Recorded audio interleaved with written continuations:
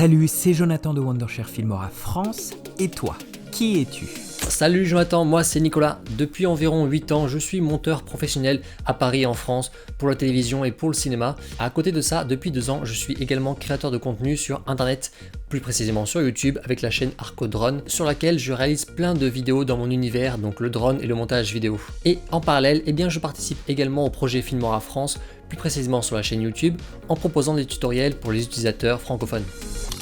Comment as-tu découvert Filmora ? Alors Filmora, c'est un logiciel dont j'ai eu des très bons retours depuis pas mal de temps. Je voyais des gens qui se lançaient dans le montage et qui me disaient que vraiment Filmora c'était un logiciel idéal pour eux pour débuter. Du coup j'ai testé également et effectivement j'ai rapidement vu à quel point ce logiciel te permettait de faire des montages assez sophistiqués et ça très facilement. Alors avec toute mon expérience de monteur vidéo, lorsque Filmora m'a contacté, j'étais très content de pouvoir participer à l'aventure pour vous créer des tutoriels sur Filmora.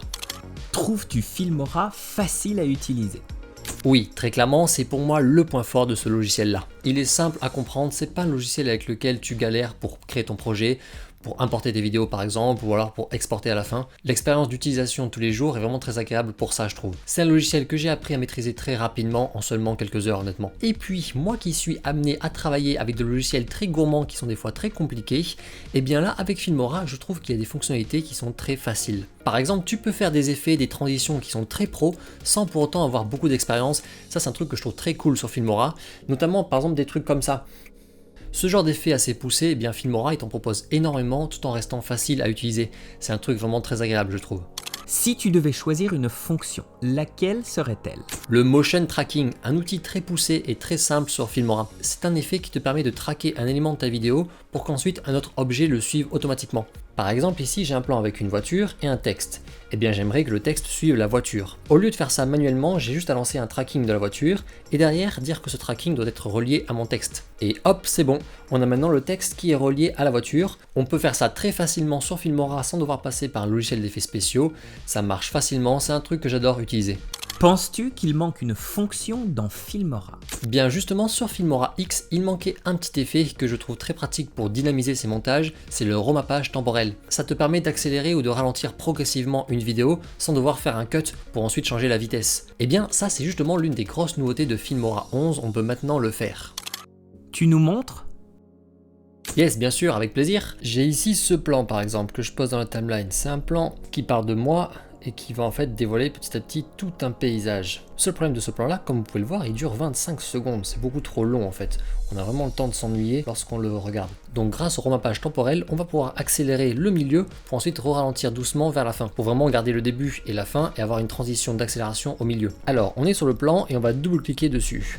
Ici maintenant en haut vous voyez on a un nouvel onglet qui s'appelle vitesse. On clique dessus et là on a rampe de vitesse. Là c'est une nouvelle interface où on a plusieurs modèles possibles dont également un modèle de paramétrage manuel. Donc nous ce qu'on veut faire c'est un plan qui est au début en vitesse normale puis ensuite qui accélère pendant toute la transition pour ensuite ralentir. Ici on se retrouve du coup avec la courbe des vitesses et avec des points clés qu'on va pouvoir modifier. Donc au début mon plan il est normal à 1. Ensuite on va dire par là je veux que mon plan il commence à accélérer.